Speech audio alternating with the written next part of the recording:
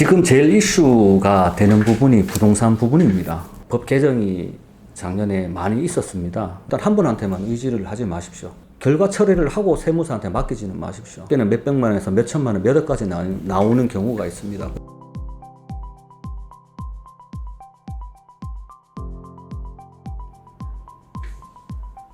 안녕하십니까.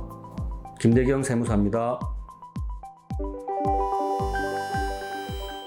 네, 간혹 가다가 질의를 주시는데, 원래 당초에는 종교인들 부분에 대해서는 세금을 이제 안 매겼습니다. 이제 워낙 또 이슈적인 부분이 있고, 또 이제 좀 정치적인 부분이 있어서, 근데 이제 그게 한 2년 전인가 3년 전부터 이제 법에 신설이 되었습니다. 종교인 부분에 대해서 과세가.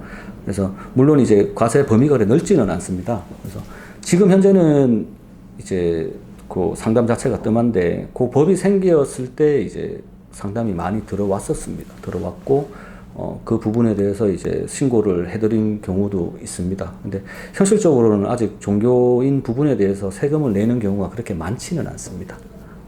그렇게 판단하시면 될 것 같습니다. 지금 제일 이슈가 되는 부분이 부동산 부분입니다. 뭐 세금이든 뭐 대출이든 뭐 부동산 가격이든, 그래서 세금 부분도 그 부분을 반영해서 법 개정이 작년에 많이 있었습니다. 그래서 소위 뭐 말씀드리는 양도 포기한 세무사, 양포 세무사도 지금 현재 많은 실정이고, 그래서 기간별로 그 대책이 발표 날 때마다 그 법 적용하는 그 규정이 많이 틀려서 전문가인 저희도 쉽게 상담을 할 수 있는 부분이 바로 없습니다. 그래서 그 옛날 같은 경우는 상담이 들어오면 뭐 전화응대든 바로 다이렉트로 상담할 수 있는 비율이 예를 들어 7, 80%였다면, 지금은 워낙 경우의 케이스가 많고 지역별로 편차가 좀 크다 보니까 다이렉트로 바로 응답 드릴 수 있는 확률이 예전에 비해서 반도 안 됩니다. 그래서 부동산 관련되는 부분과 이제 그 세무사님하고 상담하실 때 제가 생각하는 유의점은, 일단 한 분한테만 의지를 하지 마십시오. 세무사님들도 이제 뭐 제대로 또 설명하시는 분들이 있고 또 실수도 할 수 있는 부분이기 때문에 최소한의 여러분한테 이제 자문을 한번 구해 보셔야 되고요. 그 다음에 부동산과 관련해서 먼저 결과 처리를 하고 세무사한테 맡기지는 마십시오. 경우에 따라 가지고 세금 차이가 뭐 작게는 몇백만 원에서 몇천만 원, 몇 억까지 나오는 경우가 있습니다. 그래서 당부 드리고 싶은 거는 여러 세무대리인한테 자문을 구하시라. 그리고 국세청에서도 자문을 구하셔야 됩니다. 최종적으로 이제 신고서가 들어가면 국세청에서 판단을 하고 이 신고가 잘 됐는지 잘못됐는지 판단을 합니다. 그런데 이제 세무서는 아직까지 진입 장벽이 있다 보니까 잘 안 해줄 거라고 생각을 하지만 가서 국세청에서도 최대한 상담을 받아보셔야 될 것 같습니다. 꼭 여러분한테 자문을 받아보셔서 의사결정을 하시는 게 맞다고 저는 생각을 합니다. 제가 본 바로는 대표님들이 대부분 다 워커홀릭이세요. 이제 본인에 대해 직업에 대한 프라이드가 상당하고 일에 대한 그 집중이라든지 엄청나게 높습니다. 그리고 또 잘 되는 공통점 중에 하나는 직원 복지가 좋습니다.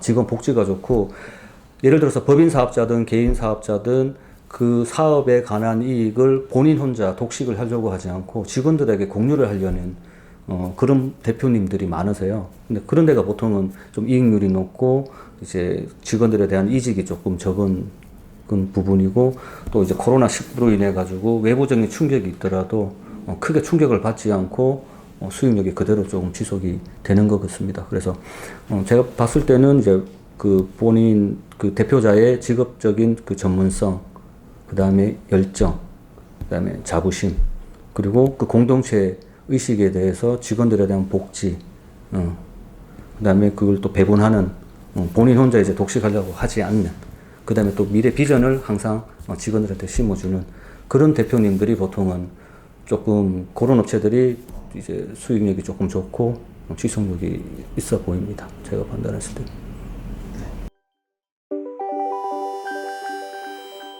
당연히 받습니다. 자, 세무사의 주 수입이 이제 거래처에 대한 기장료, 조정료입니다. 근데 그 기장료, 조정료 부분이 매출액에 따라 가지고 변동이 됩니다. 자, 예를 들어서 조종료 같은 경우는 매출액이 많으면 저희가 조종료 포지션이 올라갑니다. 당연히. 그러면 저희는 거래처와 공생관계라고 보시면 돼요. 거래처가 잘 되면 저희도 수입이 올라갑니다. 근데 대신에 예를 들어서 좀 수입이 다운되고 또 이 거래처가 예를 들어 폐업을 했다. 그럼 저희는 거래처하고 거래를 할 수가 없습니다. 그럼 저희에 대한 매출은 당연히 줄어듭니다.